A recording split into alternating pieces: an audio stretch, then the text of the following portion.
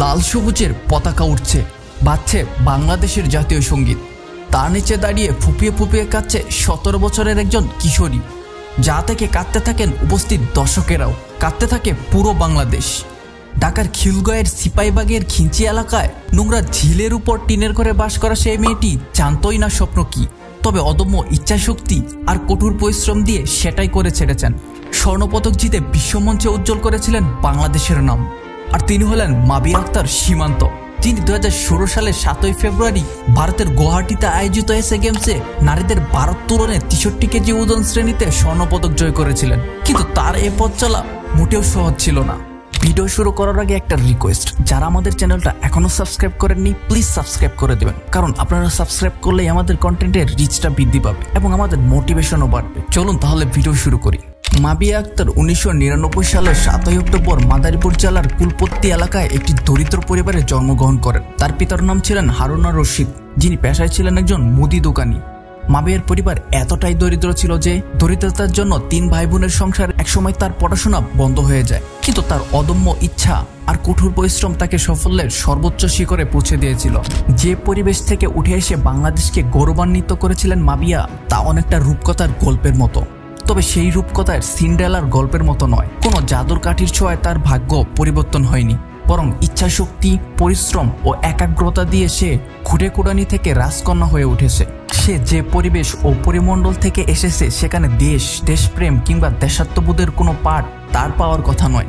যেখানে বেঁচে থাকার জন্য দুমুঠো অন্ন জোগাড় করাই ছিল সর্বক্ষণিক ভাবনা, সেখানে দেশ কোথায় থাকে, দেশপ্রেম কোথায় থাকে, দেশাত্মবোধই বা কোথায় থাকে, আর এসব নিয়ে চিন্তা করার অবকাশই বা কোথায়?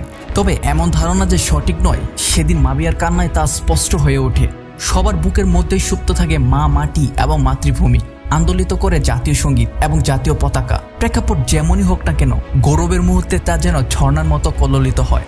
মাবিয়ার জন্ম মাদারীপুরে হলেও সে মূলত বড় হয়েছে ঢাকার খিলগাঁওয়ের সিপাহীবাগে, যেখানে সে একটি ঘিঞ্চি এলাকার নোংরা ঝিলের উপর টিনের ঘরে বসবাস করতেন। সেই জীবনের স্বপ্ন থাকলেও তা সাধারণত বাস্তব হয় না। মুদি দোকানি বাবার সীমিত আয়ের স্বপ্নের রং ক্রমশ ফিকে হয়ে যেতে থাকে। কিন্তু জীবনের পাণ্ডুলিপিত ছকে বাধা থাকে না।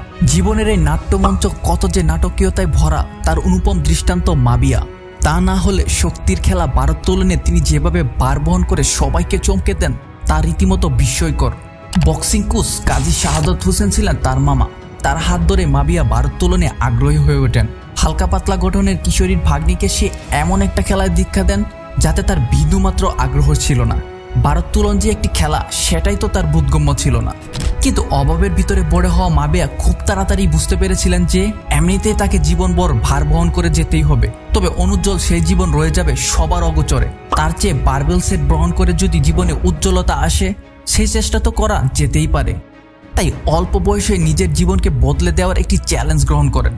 তিনি যাতে বেশি বেশি বার বহন করতে পারেন, সেজন্য তাকে একটু একটু করে দীক্ষা দেন ভারোত্তোলন কোচ ফারুক আহমেদ সরকার এবং শাহরিয়ান সুলতানা সুচি। অনেক যন্ত্রণা, অনেক অতৃপ্তি আর ক্ষুধা নিয়ে জাতীয় ক্রীড়া পরিষদের জিমনেশিয়ামে ঢুকতেন মাবিয়া। কিন্তু যখন বারবেল সেট বহন করতেন, তখন যেন শরীরে অলৌকিক এক শক্তি পেতেন। ভুলে যেতেন জীবনের না পাওয়া সব কষ্ট। ছোট্ট শরীরে 2 হাতে অবলীলায় তুলে নিতেন বাড়ি বাড়ি বারবেল। চোখে মুখে লেগে থাকতো একটা সংকল্প। ভেতরে ভেতরে পোষণ করতেন জীবনকে বদলে ফেলার অনমনীয় মনোভাব। এই মানসিকতা তাকে আরো বেশি প্রত্যয়ী করে তোলে। 2010 সাল থেকে তার সংগ্রামী পথ চলা শুরু হয়। 2012 সালের 10ম জাতীয় মহিলা ভারোত্তোলনে 53 কেজি ক্যাটাগরিতে বাংলাদেশ আনচারার হয়ে জয় করেন স্বর্ণপদক। শুরু হয় তার জয়যাত্রা। তবে 2013 সালে বাংলাদেশ গেমসে স্বর্ণপদক দিয়ে আলোচনায় উঠে আসেন। এরপর তিনি তার ক্যাটাগরিতে অপ্রতিদ্বন্দ্বী। খুব সাহসে স্থান করে নেন জাতীয় দলে। দেশের গণ্ডি ছাড়িয়ে আন্তর্জাতিক অঙ্গনেও দীপ্তি ছড়াতে থাকেন। 2012 সালে নেপালে প্রথম এশিয়ান চ্যাম্পিয়নশিপে 53 কেজি ক্যাটাগরিতে ব্রোঞ্জ পদক পাওয়া দিয়ে শুরু হয় তার সাফল্যের ধারা।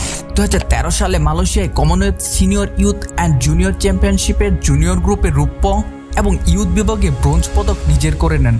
তারপর 2014 সালের থাইল্যান্ডের দ্বাদশ EG80 কিংস কাপ চ্যাম্পিয়নশিপে 63 কেজি ক্যাটাগরিতে ব্রোঞ্জ পদক, উজবেকিস্তানে প্রথম আফ্রো এশিয়ান চ্যাম্পিয়নশিপে রৌপ্য পদক জিতেন। তার পরের বছর অর্থাৎ 2015 সালে ভারতের পুনায় Commonwealth senior youth and junior চ্যাম্পিয়নশিপে 63 কেজি ওজন শ্রেণীতে ইউথ বিভাগে স্বর্ণপদক জুনিয়র এবং সিনিয়র বিভাগে রৌপ্য পদক জিতেন। সেই সাথে কাতারের দোহায় দ্বিতীয় Qatar Cup and Asian youth junior চ্যাম্পিয়নশিপে ব্রোঞ্জ পদক লাভ করেন। তবে এই সবকিছু অর্জনই ছাড়িয়ে যান 2016 সালের এসএ গেমসে। স্বর্ণপদক জয় করেন 63 কেজি ওজন শ্রেণীতে।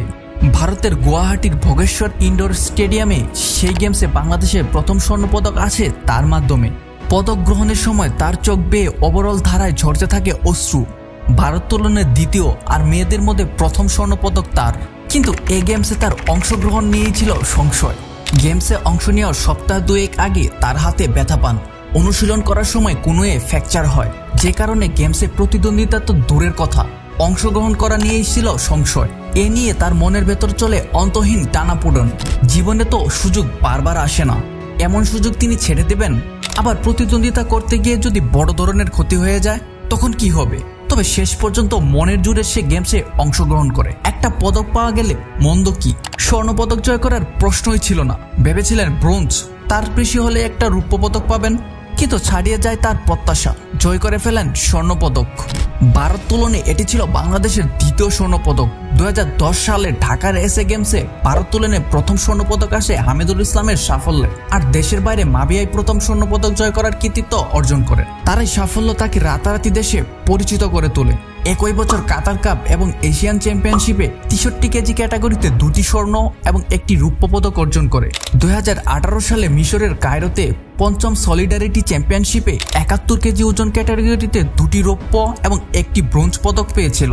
2019 সালে উত্তর কোরিয়ার ইউথ ও জুনিয়র এশিয়ান চ্যাম্পিয়নশিপে যথাক্রমে রৌপ্য ও ব্রোঞ্জ পদক লাভ করে।